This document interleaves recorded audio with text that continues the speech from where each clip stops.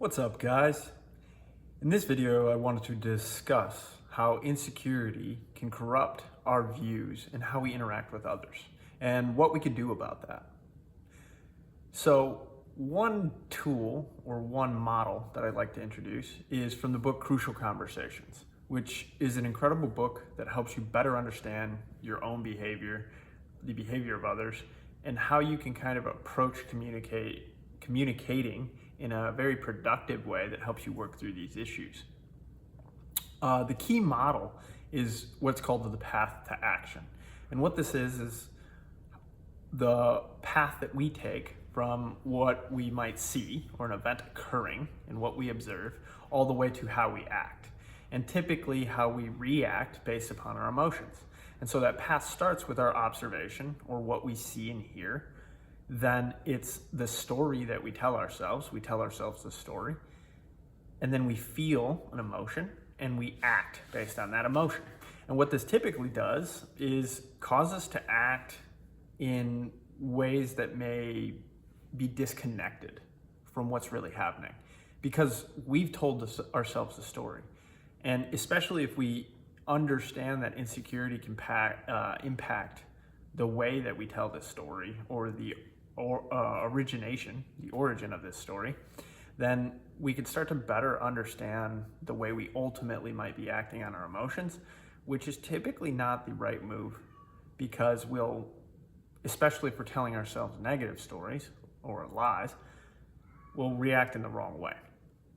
And so what I would say is that insecurity tends to amplify emotions, and in particular, the emotions that we don't want to have, the negative emotions.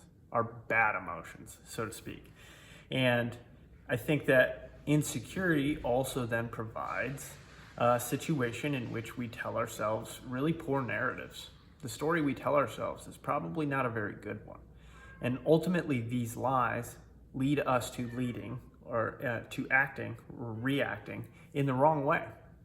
And what this does is if we have a path to action, we then create a path to action for someone else that will escalate. We go from seeing and hearing something to acting based on emotions, probably the wrong ones, probably the wrong story. Then they do the same thing, and then back, and then back, and then back. So every time, this could be amping up. Even though what's happening is we're basically each telling ourselves our own story that's really leading us down the wrong path, right? So what we want to do is interrupt this. And one of the key, or a couple tips to do so, a couple tips that help, I think, in overcoming insecurities or avoiding and ignoring the stories that our insecurities tell us, is the first is to understand we need to seek clarity. Like ultimately, when we go and tell ourselves a story, we need to find out what the real story is.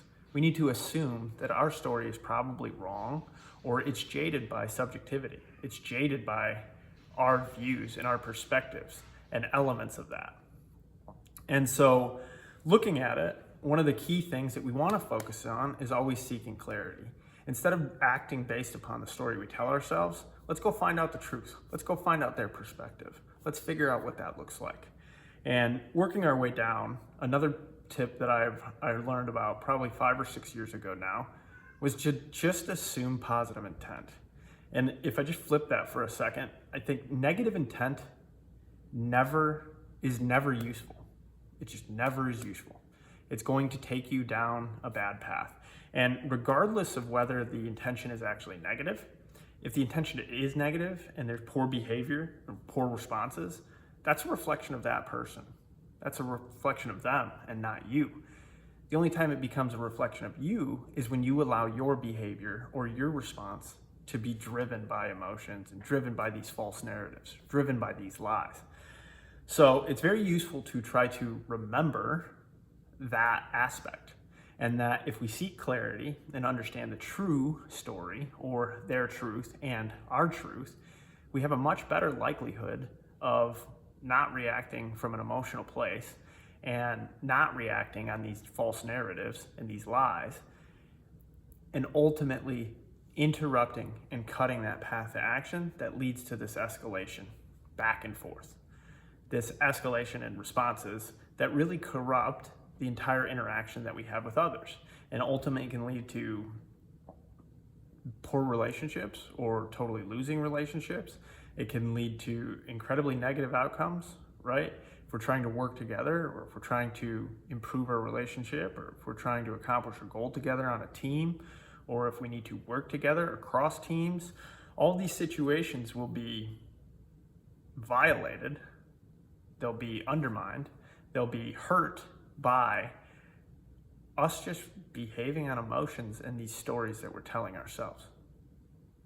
So hopefully this understanding will be useful moving forward. I find it useful all the time to understand and highlight these stories I'm telling myself and where my insecurities might be present.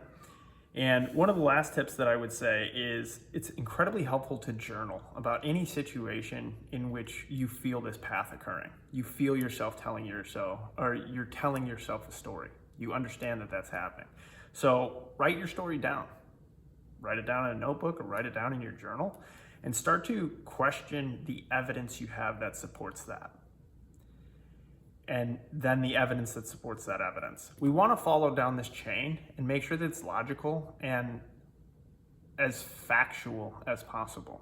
If these are all just interpretations and perceptions, that story could very well be a lie. It's just the way that we're seeing a situation, and it's got our own spin on it. And if insecurity is there spinning that negatively, we're not really seeing it for what it is. So I hope that this is useful. I find it incredibly useful. It helps me every day and has helped me take control of my actions instead of just reacting from an emotional place. Much better conversations, much better relationships, and way more success in pursuing the things that I want. Way more success in pursuing my goals. So remember, you can't lose if you don't quit.